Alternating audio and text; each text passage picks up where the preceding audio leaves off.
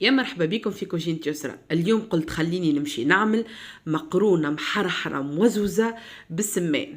بنين السمان على الاخر، كان ما جربتوهاش لازم تجربوه. اجي وتفرجوا.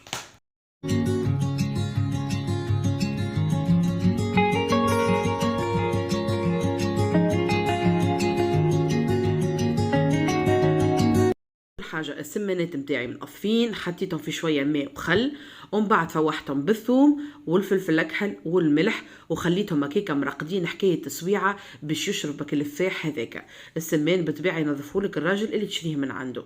لهنا خديت شوية زيت، ما تكثرش الزيت باش ما تجيكش المقرونة مدومة، ومن بعد معناتها تولي لك اللوطة كلها إدام كي تخلطها. حطيت زوز قرون متاع فلفل أحمر هكاكا شايح يتقلاو. أنا من عشاق حاجة اسمها الفلفل هذايا الشايح هذايا. بعد ما يتقلى ويسيبك الحمورية في الزيت باش ناخو باش نرحيه في وسط المهراز مع سنينات ثوم. انا نحب الثوم في وسط المقرونة باش نرحيه مع شوية تابل ومع الملح هذيك كل نخلطهم، ومن بعد باش نحطهم في التفويح متاع المقرونة متاعي. بعد ما نحيت هذاك الكل باش نجي نحط كعبات السمان باش نخليهم ياخذوا شويه هكا تحميره في وسط الزيت هذايا. ما كي تجي مثلا تحط اي نوع اللحم ولا الدجاج نتاعك وكل شيء ما تقلبوش الا من البارتي الاولانيه الطيب، سينو هكاكا يولي يخلي لك سلوك في وسط الطنجره.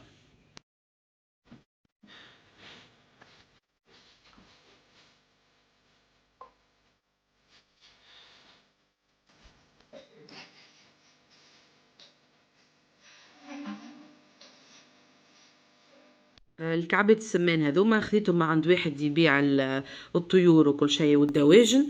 الكعبة مذبوحة ومعمولة معناتها مريشة وكل شيء ب 2500. كي تبدا معناتها الكعبة تبارك الله معناتها راهي كبيرة. بنين راهو بالنسبة للي ما يعرفوهوش بنين. السمان يجي معناتها في مقرونة، يجي في وسط الفور، يجي محشي، ثم شكون يعملوا زادة مرقة، معناتها حاجات تنجم تنوع بها وتغير لك في معناتها في انواع متاع التطيب متاعك. توا بالنسبه لك قلت لك هذوكم سي هذاك هرستو بالكدا بالكدا. توا باش نزيدوا للفاح متاعنا. انا مساسه نعمل طل مقرونه اليوم باش نعمل كيلو. توا نقول لكم قداش الحكار اللي استعمل.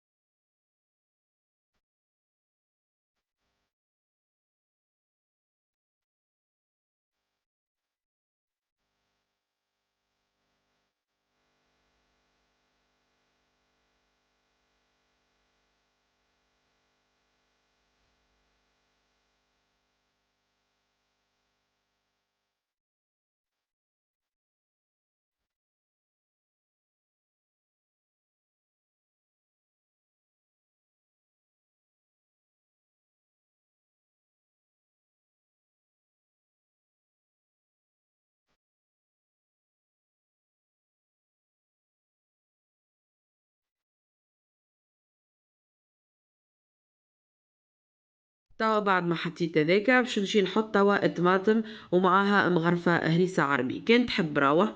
انا ما خاطر نحب التفويح هذاك. بالنسبة للكيلو انا نحط 6 مغارف متاع طماطم، صدقوني تجي باهية وشاربة وفيها اللون متاعها معناتها الاحمر. ثم ما يحط ما بين 6 مغارف و7 مغارف انتي وكيفاش راهي اقل ما تجيش كما انتي تحب معناتها، والكونسيستونس متاعها ما تجيش باهية. بالنسبة للمقرونة انا نصيحة اللي نعطيها لك راهي ما تحبش الماء وما تحبش انك تصب لها برشا ماء. المقرونة تبدا عندك ماء سخون على جنب، وكل مرة تصب لها بشوية بشوية حتى لين تطيبك الطماطم ويطيب الدجاج متاعك والا اللحم متاعك وكل شيء. وما تصبش برشا ماء تقول كيكة تو يطيب لي من بعد ما تجيك باسلة وما تجيكش بنينة. توا هكا تقعد بشويه بشويه كل مره تصب طرف حتى لين تطيب لك. نسيت هكا حطيت زيت الرند بالطبيعه اللي هو اوبليغاتوار معناتها في وسط المقرونه. وتنجم راهو بالنسبه انا باش نعمل اليوم فل نمرو 2 تنجم راهو في الفل تحط الحمص، كل واحد وشنو معناتها الذواقه نتاعو. انا ساعات نحط ساعات لا، اما راهو يبنن ماهوش حاجه خايبه. به توا هذا باش نخليه معناتها يطيب، وكل مره باش نصب بشويه بشويه تالين الصلصه نتاعي تطيب وتحضر.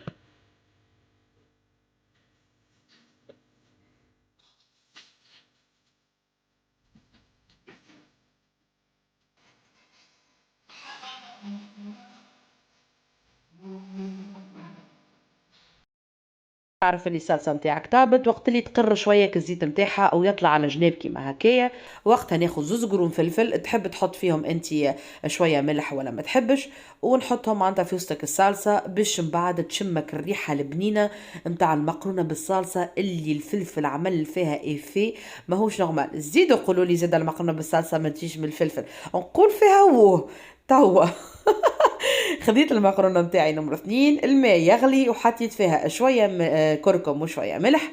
هذايا توا السمان نتاعي والفلفل حطيته على جنب، وباش من بعد نجم نخلط المقرونه نتاعي. انا نهبط المقرونه ناقصه شويه تياب باش تشرب لي الصلصه، ونحطها في وسط الصلصه هذيك ونخلطها ونحطها على نار قليله على الاخر باش تشرب، وتجيني مفركه كعبه كعبه، وتبدا شاربه الصلصه نتاعها، وتجي بسم الله ما شاء الله بنينه بنينه على الاخر. اللي يحب يجرب الطريقه هذه يجرب ويعطيني رايه ويقول لي. توا نخليكم نمشي ناكل مقرونتي على روحي ونتبنن بسمانتي، وما عليا كان نقول لكم الى اللقاء ان شاء الله في وصفات قادمه مع كوجينة يسرى. واجاني هوني كان اول مره تدخل القناه، ما تنساش تفعيل الجرس والاشتراك باش تكبر عيله كوجينة يسرى. تو ما عليا كان نقول لكم الى اللقاء وفي الامان.